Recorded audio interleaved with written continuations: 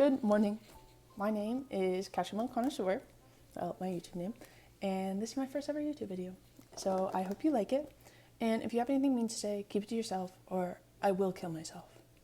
Now, I want you to take a second and imagine with me the most cruel, vile, animalistic versions of a person you can.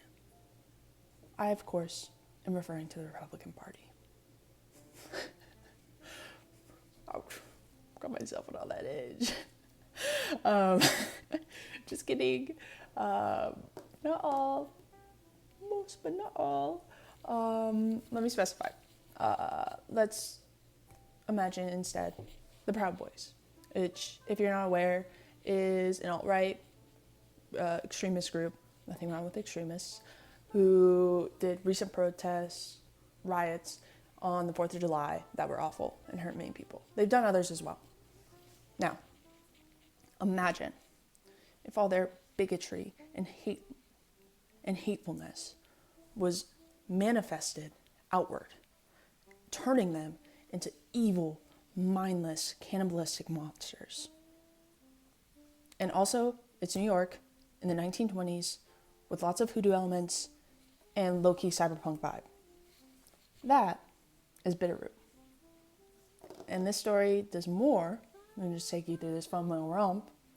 It also teaches you about the Harlem Renaissance. Now, if you want to learn more about that, grab yourself a beverage and sit down. Let's talk about it. Image Comics' Bitterroot took the comics world by storm. If you were into comics at the time, you know what I'm referring to, and how rare it is for a comic to do this that isn't a superhero comic. Like, very rare for me to read a comic that isn't a superhero comic.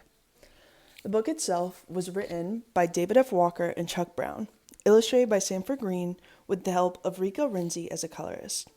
The lettering was done by Clayton Cowles. That's right, I credit everyone for a comic book. And I'm pretty sure I got all those pronunciations right. If I didn't, let me know below. Upon first impressions, the novel may appear to be nothing more than a fun, cyberpunk rock romp with the 1920s as a backdrop. But in actuality, Bitterroot informs you about the complexities and varying perspectives found within and cultivated throughout the Harlem Renaissance without you even realizing it. Fittingly, it opens with a bustling Harlem street. By the first spread, the reader is already introduced to one of the most prominent characters in the story, the Harlem Renaissance. I'm going to say that like 50 more times, just FYI. The opening panels almost act as a portal into the 1920s. The vivid colors and mix of hyper-expressive faces imbues the reader with the energy intrinsic to Harlem nightlife. You can almost hear the sound of the trumpet bursting through the page. Hopefully I have the image up here. If I don't, reread the comic. Oh, good point from me. You don't have to have read the comic before watching this. I strongly recommend it, but there won't be any spoilers except for like the first volume, and it's really not that many spoilers. But I won't be doing any sort of synopsis unless it's required. But I won't be doing it like for you to directly understand this. So read the comic, it's really good. And thank you. Like, go to Barnes & Noble and just read it for free. And then put it back. That's what I do. Continuing. The interaction between the reader and the Renaissance does not stop there. Bitterroot walks the reader through the atmosphere of a street in Harlem, the horrors that reside within the dark corners of each street, and the complex ideas and values cultivated within those streets. The fantastical elements found within the story are what allows the reader to familiarize themselves with the Harlem Renaissance almost subconsciously. Now, around the first quarter of this video will be really focused on the Renaissance and just a big deep dive into the history there. So if you aren't interested in that or hearing about it from someone like me, read the books, link below. They're my main source. And also, they aren't like that uninteresting, which is why I'm talking about this, because I read an honest to God history book fully plotless because of this comic. So you could too, read it below. But continuing on, I won't have a timestamp, by the way, for when I talk about the comic. You just have to skip. Continuing on, Harlem itself functioned as the capital of the Black world at the time. Although Harlem was only 3 square miles, it was home to nearly 175,000 African Americans, which I can hardly imagine that many people in such a small space. I guess people that grow up in cities probably can, because there's probably even more population density, which sucks. Residing among the general public was a large number of notable Black figures. And if you're clicking on a video about Bitterroot, something tells me you'll know these ones.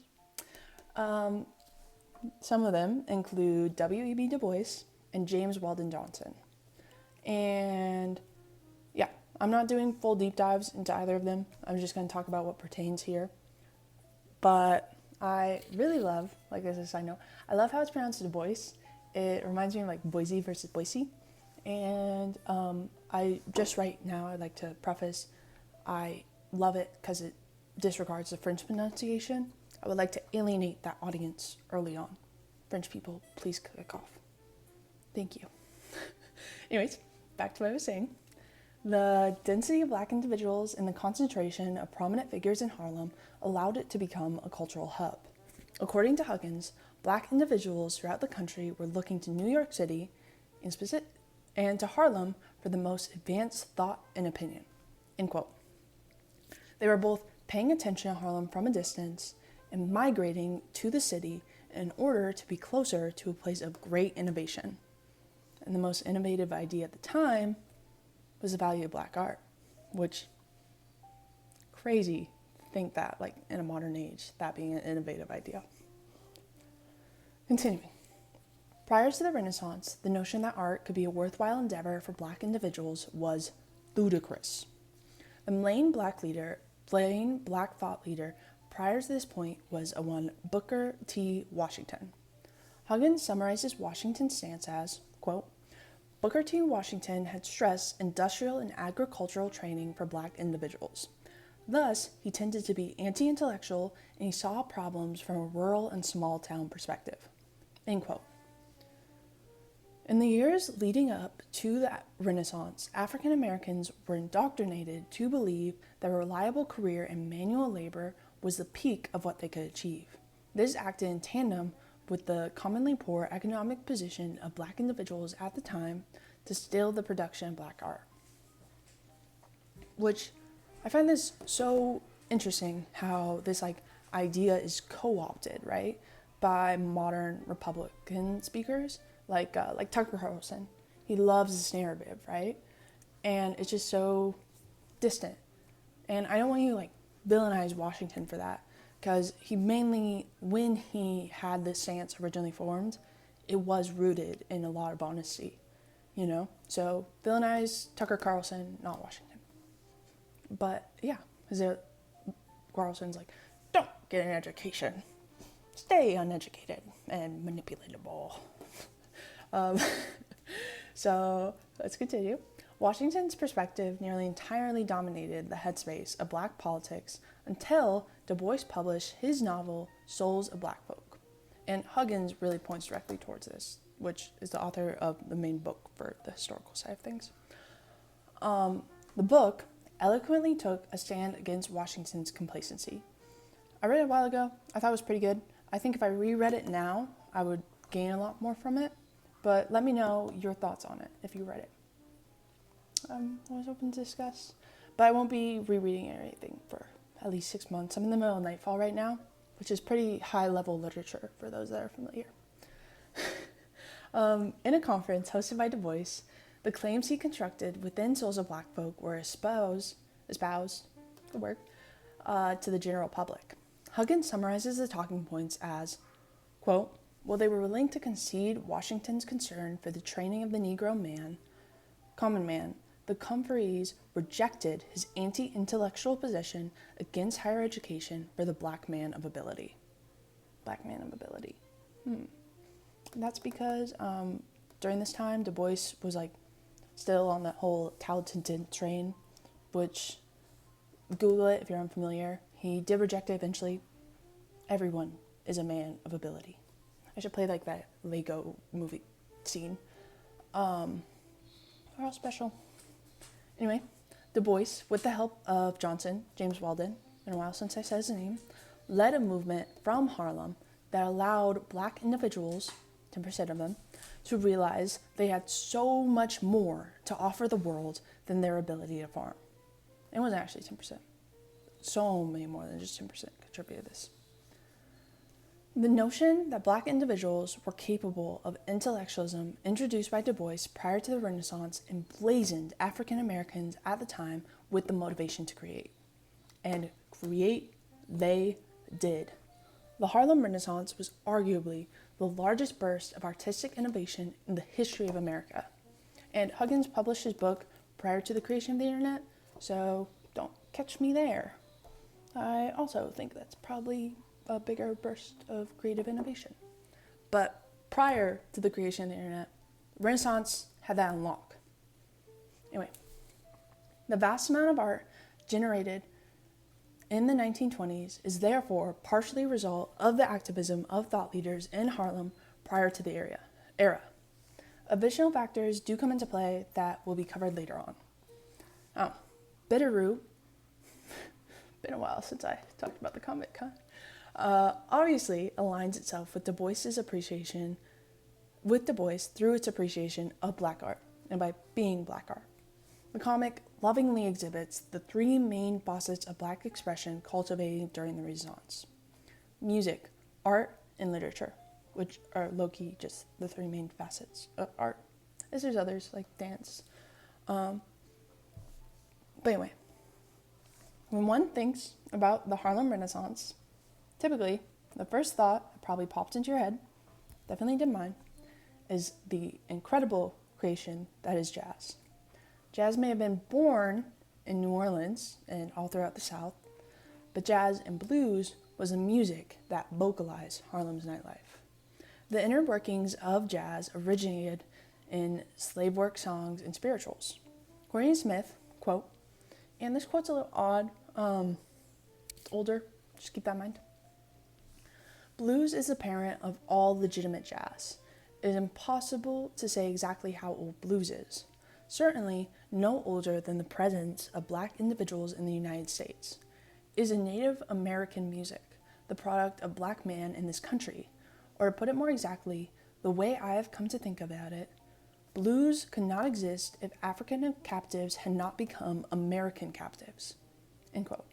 Which is, like, that's so interesting, and, like, such an interesting way to frame it. I feel like that's a big discussion right now, if you know what I mean. Like the Native American part of things. And parts of it are bad, but interesting all around. Continuing. Smith traces the roots of blues to work songs, field hollers, chants, shouts, and sacred hymns, and specifies that jazz is an instrumental version of the blues. What's wrong about that? There's clearly a linear progression from work songs to the blues and spirituals that finally arrives at jazz, and eventually hip-hop, and then became cannibalized by all modern popular music now. Thus, the music that filled the streets of Harlem every night is an amalgamation of centuries of African American culture. Jazz, ultimately, is a pure form of black expression, and each unique tune carries an aspect of the black experience. Which, oh, cool. Anyway, Bitterroot frequently incorporates jazz into the story, whether it be brightly colored music notes overlaid over the first panel, or the song Dr. Sylvester, you know who that is if you've read the book, sings to himself as he works. The comic cannot help but draw attention to the musical genre, or draw attention as much as it can within the media's constraints. Additionally, the conception story of jazz is reminiscent of the story's relationship to hoodoo. Now, if you're familiar with discussions regarding this comic, most of them pertain around its relationship with hoodoo. Especially if you go and read like the author's notes, the like essays in the back, they're nearly all regarding hoodoo and how cool it is that the comic like illuminates this major aspect of Black history. And hoodoo is not voodoo, it's different. Hoodoo is specific to African American culture, I believe. But similar to the jazz, hoodoo is exclusive to Black culture, like I said, and its roots run deep into African American history. Just like how the core of jazz first originated in slave songs and traversed centuries via Black tradition, Ma Etta's recipes were passed down through generations, which is so clever, like how they did that. That's so show don't tell. Geniuses. The reader even gets to see Ma Etta actively teaching Blink the brewing process. Throughout the comic, Bitterroot glorifies hoodoo even more than it does jazz, which makes sense because constraints of the medium. But that does not deter from its magnification of jazz. Jazz, jazz, jazz. In fact, Bitterroot's emphasis on the cultural roots of hoodoo heightens the reader's understanding of jazz as a manifestation of Black history and culture because it exposes the reader to such a similar situation. The stylistic... Take a drink.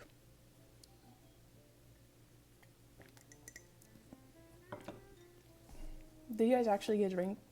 I hope you did. I actually don't have milk in here, fun fact. Don't cancel me. The stylistic choices of the artist also reflect the art generated during the Renaissance, specifically the work of Aaron Douglas. Douglas is typically thought of as the most accomplished and influential visual artist of the Renaissance. At least my sources said so. Don't call me out if that's wrong. According to Bode and Schmidt, Douglas succeeded at, quote, creating portrayals of the African American experience that recognize its history and its African roots, end quote. Douglas's artwork functioned as an expression of the oppression and resistance of African Americans. Core here, expressing the resistance of Black people, big thing. Through painting, he set the visual tone of the Harlem Renaissance itself. His artwork is closely aligned with Bitterroot's illustrations throughout the whole comic. Take, for example, his painting Into Bondage. Hopefully I put that here. If I didn't, Google it. Put me in like the mini screen mode. No. Note the mold yet cohesive color palettes found within the painting, a trait each panel in Bitterroot shares.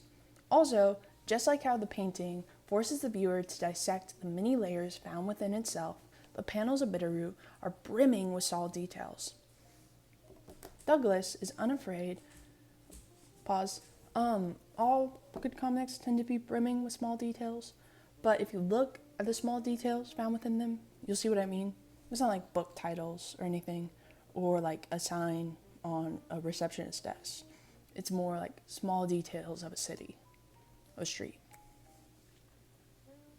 Continuing.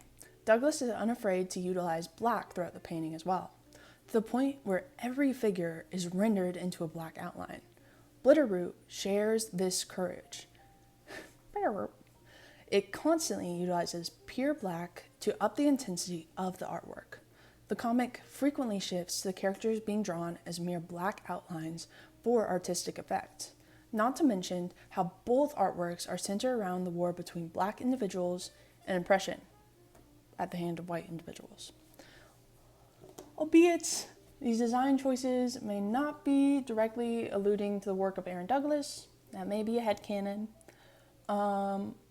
but a large portion of the art produced during the Renaissance shares these outline traits. So even if it's not Douglas specifically, think of him more as an example.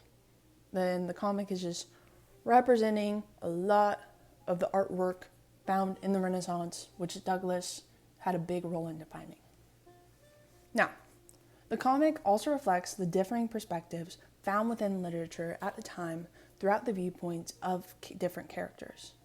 I will delve farther into this claim later on.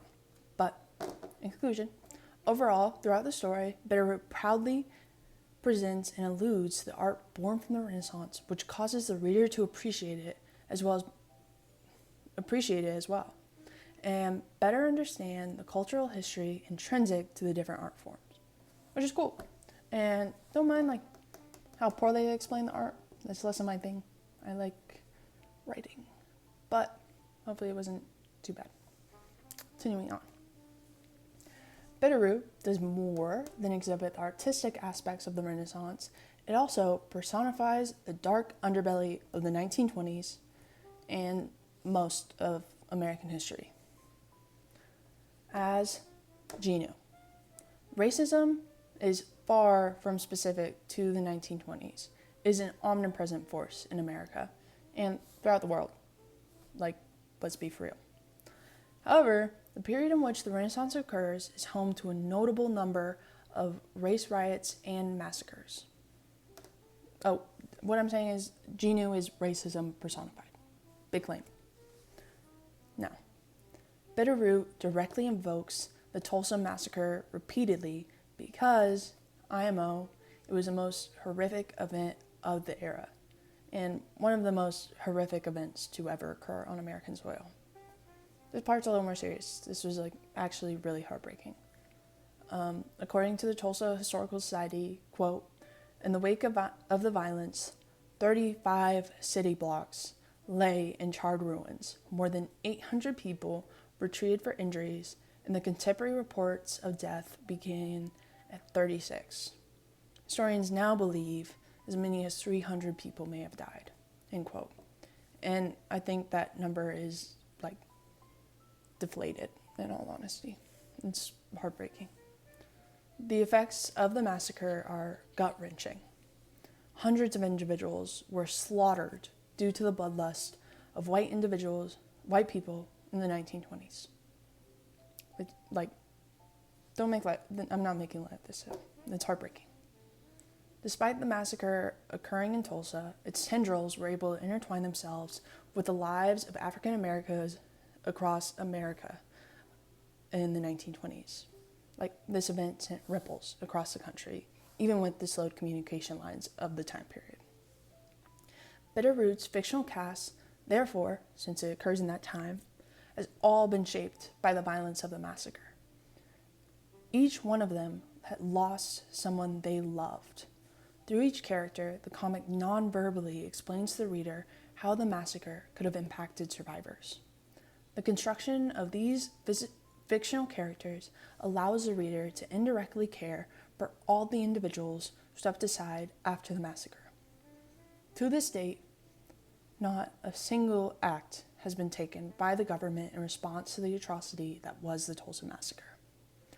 I know I was never informed about this until I researched Bitterroot, and no one's talked about it in any of my classes, and it's probably the same for most of you. Well, actually, I went to a really bad education, so maybe some of you learned about it. But the thing is, the comic does more than just teach the reader about the life of survivors in the aftermath of the Tulsa Massacre. Bitterroot finally gives the victims of racial violence in the 1920s the attention they deserve by rendering in vivid details the horrific nature of a racist individual as a Genu, and realistically portraying how the riots and massacres affected survivors in the aftermath. I mean, we can read, I can read as many statistics as I want, but nothing can compare to the emotions a single story can provoke within a reader. So read the story. Now, men turning into monsters may seem to be a bit of a stretch. I mean, I made light of it in the intro, but it is the best way to allow the reader to empathize with the harrowing experience of a race riot, which is something hopefully none of us will experience, but many of us probably already have. To Du Bois, paraphrasing, it was amidst riot that a white individual is most akin to a beast consumed by hatred. Quote, Du Bois sketched in unrelieved sharpness how subhuman the white American was once he was in a mob. End quote. The allegory of Genu is therefore heartbreakingly accurate, since a reader is unable to witness just how monstrous a white man in the 1920s can become firsthand. Hopefully, you never witnessed that. The comic forces the reader to confront the horrors of racism through the animalistic portrayal of Genu. Although, on first glance, it may seem far-fetched, like I said, the allegory of men consumed by hatred being turned into literal monsters gives the reader the slightest glimpse into the horrors of racism in the 1920s in a way that simply reading about the Renaissance would fail to do. I know, I read the book. Anyway, the allegory does not end there. It also manifests in the character's attitudes towards the Genu, like the wide array of attitudes. In order to understand the mental states of many Black individuals during the Renaissance, one first must familiarize themselves with the Red Summer. This is just more atrocities that occurred, FYI. The Red Summer took place in 1919 and was a direct precursor of the era. It received the era being the Renaissance, obviously. It received its name due to the race riots that affected 26 different separate cities over the course of the single summer. Like, sub 3 months, 26 cities with riots. You know, there's like 5 these days, and people are freaking out, which they probably should, but anyway. Each riot brought with it a higher number of casualties. A high number, didn't increase. The white men in these rallies, white people, were spurred on by the fear of how surviving World War I would empower Black individuals returning from the war. And honestly, their fears were well-founded. Black leaders at the time encouraged the returning African Americans to radically alter their self-image. According to the National World War I Museum, quote, many Black leaders encouraged returning servicemen to assert themselves and fight for the dignity and respect they had earned through their military service.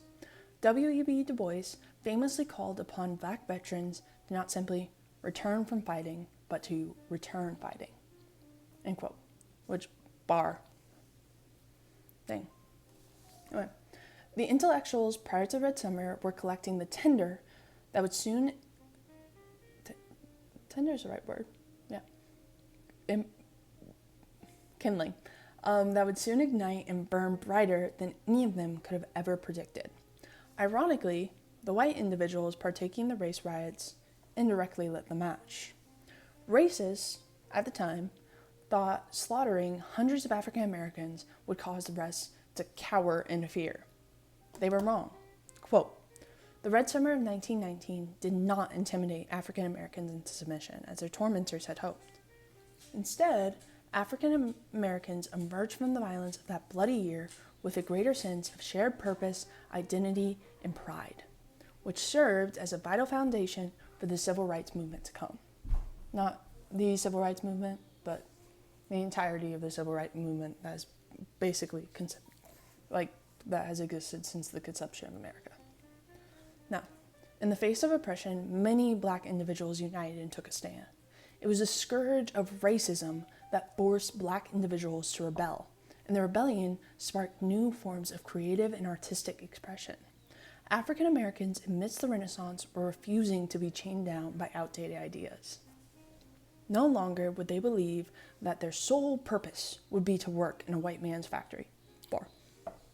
The Black populace was beginning to realize the depths of their cultural roots and how that history could translate into incredible works of art. On a side note, the vile white individuals that planned the race riots deserve no credit for the amazing art produced during the Renaissance. It's not what I'm claiming. True, an oppressor is necessary for a community to take a stand against oppression, but riots should still entirely be viewed as unnecessary. The art was produced in spite of the racism, not because of it. Okay? That's what I'm saying. Black rebellion in the face of white oppression. Reset.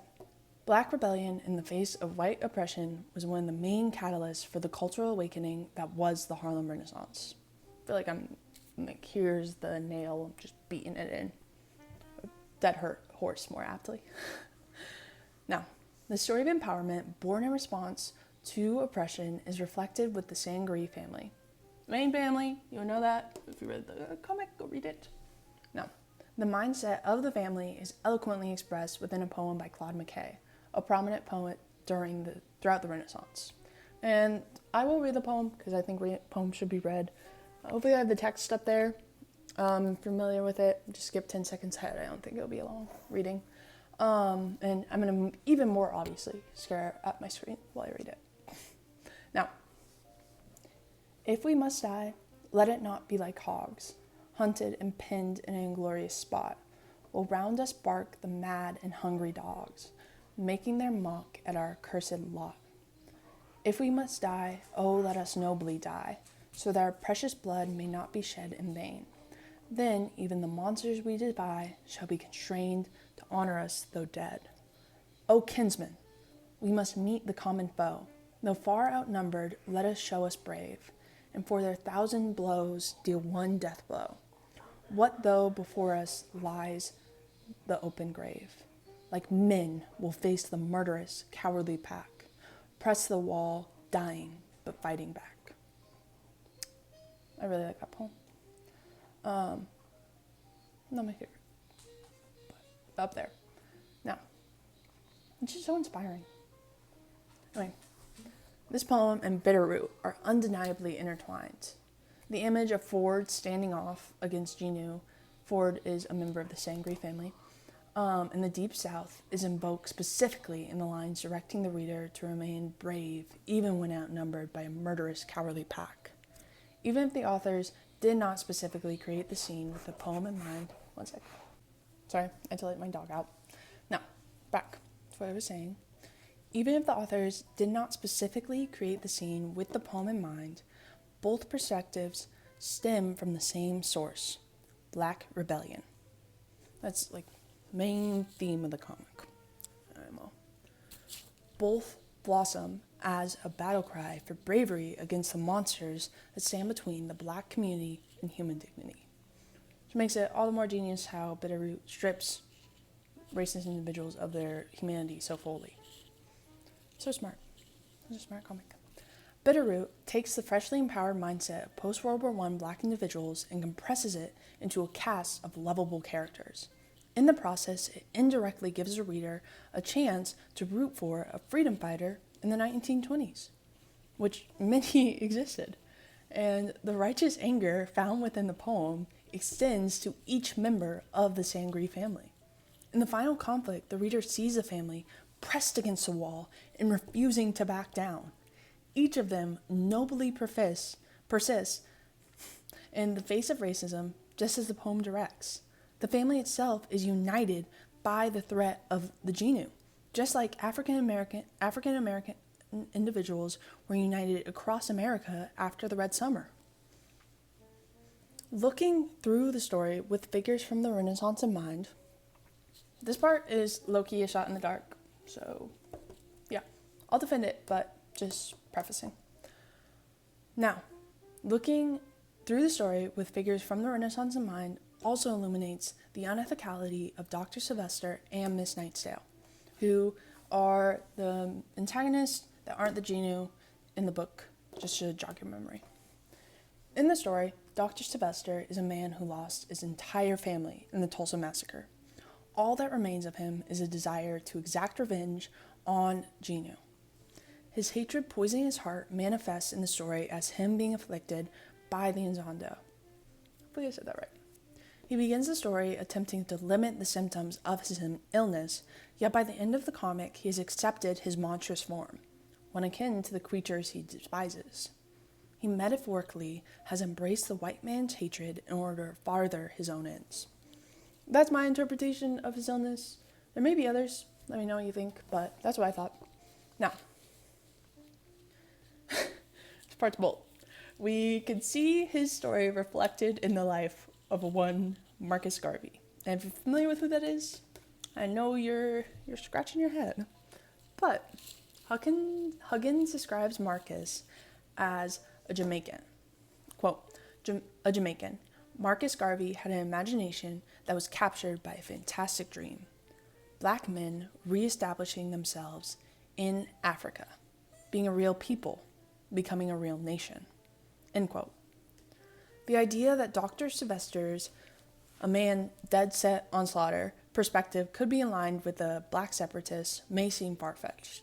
I say far-fetched so much, I didn't realize that. Yet, Marcus was often, this is major evidence, was often uniformed in purple, green, and black, with a hat of white feathered plumes. And if you look at pictures, you'll see what I mean. And, you know what that reminds me of? That's awfully reminiscent of the character design of Miss Nightsdale's Raven form. Now, the ultra-specific comparisons I will draw between Marcus and Dr. Sylvester and Miss Nightsdale are entirely speculative. However, their connection as black individuals willing to partake in the white man's poison in order to further their own ends is undeniable. So even if it's not Garvey, I do think that's what it's going for. The book's going for. Now, like Dr. Sylvester, Marcus had massive aspirations. Also, I call him Marcus because that's what Huggins does, but he calls Du Bois by his last name, which I think that's interesting. I'll touch on that more later. Now, Marcus thought by returning to Africa, all of black people's problems would be solved. However, his plan rejects the American portion of the African-American identity, was rather unrealistic, and ultimately fails. Black individuals in America had long since become entrenched in American communities. They had equal claim to the title of American as their white counterpart, which I think we need to remember more. Now, if they had relocated, it would essentially erase a large portion of their identities and disregards the white man's responsibility to change and not be awful. Whereas Dr. Sylvester thought if he enacted what, in his mind, was a just punishment by mercilessly killing white individuals in Harlem and across America, the problem would be solved. I don't think I'm the person to condemn his choices, but the book does. Now, both individuals face the same enemy, racism. In Sylvester's case, racism was just a bunch of monsters, which I guess is pretty similar. Now, Dr. Sylvester's solution was to kill indiscerningly, and Marcus wanted to relocate an entire population. Neither solution was successful, and as a result, both individuals eventually succumbed to unethicality and ended up closely engaging with their opposition. Marcus thought I already said that. Huggins explains Marcus's dream as, quote, once black men and women learn their true value, rid themselves of self-hatred, and assert their natural nobility, they would overwhelm white oppression and into their just inheritance. Their destiny was grand, to return to Africa and to the Africans, end quote. In this context, overcoming oppression is done by black individuals cultivating the resources needed to distance themselves from the American continent, or in other words, engaging in black separatism, which is different from Pan-African these days. Now, Marcus' method to alleviate racism was to run from it. He preached this separatism incessantly, always up, like he would just go around the city, and yeah, it's interesting. Yet, he was never able to materialize his dream, even though he was willing to go to great lengths to do so. According to Huggins, quote, Marcus simply announced a kind of black separatism, even to the point of collusion with the KKK, which is crazy, right? Marcus was willing to collaborate with the pinnacle of racist associations in America if it meant to achieve his goals, which in some ways aligned with theirs. He cast aside his moral compass in order to attain his definition of success. He partook in the white man's poison. And reading all of these books and engaging in these dialogues, it's interesting how there's such an undercurrent of fondness for Garvey. Like with Huggins especially, sometimes he's demeaning, all he wanted to do was run away, but you can still hear a layer of affection, which I think is so interesting. But continuing on. Oh, let me know if you've encountered that too and noticed it. Continuing on. Dr. Sylvester allowed his rage after the loss of his family in the Tulsa Massacre to overwhelm him. He masked his desire for revenge behind his stated goal to save everyone. Quote, "I will take care of you. Take care of all of us." End quote. Look how much I'm interacting with the comic. This isn't just about the Renaissance. Now, on first glance, the latter statement may appear to be his sole motivation. However, we see that his mind is dominated by bloodlust when he decides to kill the Sangree family along with the Genu because they opposed him. His bloodlust extends to anyone in his way. Now, whereas Marcus seemed to be motivated more so by disillusionment through his own rhetoric than hatred, the through lines between the characters' actions remain strikingly similar. Both are united as individuals who became blinded by their desire to decimate racism to the point of collaborating with their opposition. Dr. Sylvester gives the reader insight into how leaders during the Renaissance became desperate enough to engage closely with obvious manifestations of racism in order to further their own goals. Paragraph was a little rough. Please don't call me illiterate in the comments. Now, the characters within the story introduce the reader to viewpoints cultivated during the Renaissance and the nuances of those perspectives.